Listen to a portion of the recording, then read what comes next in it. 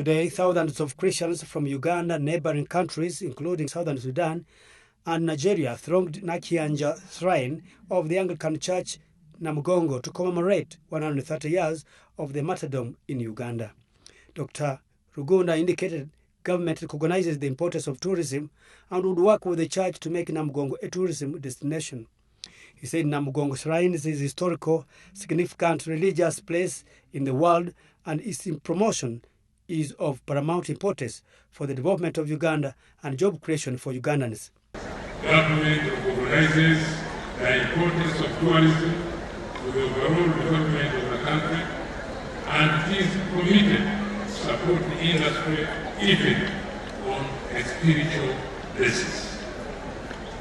Tourism is the fastest growing industry in Uganda with a high potential for job creation, entrepreneurial enhancement, poverty reduction, and general improvement of the citizens' standard of living. The function, which was characterized by songs and plays, was also addressed by the Archbishop of Anglican Church, Stanley Ntagali.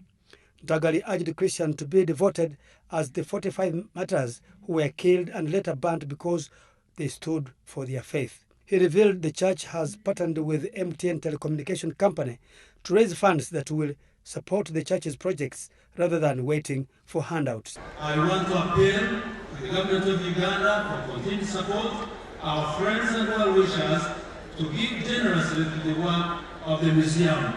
We have a shortfall of 4.6 billion to complete phase 1, as the retired Archbishop has told you. So, as you know, the Bible says, God loves a cheerful giver.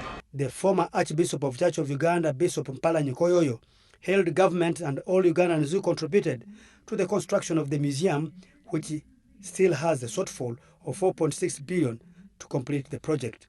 He called upon Ugandans to give more support in ensuring the project is completed by offering the little they can offer. The ceremony was attended by the Archbishop of Nigeria, Jos Diocese, who came into the country with over 30 pilgrims, and that of Southern Sudan, Harris Tembo, WBS, Namugongo.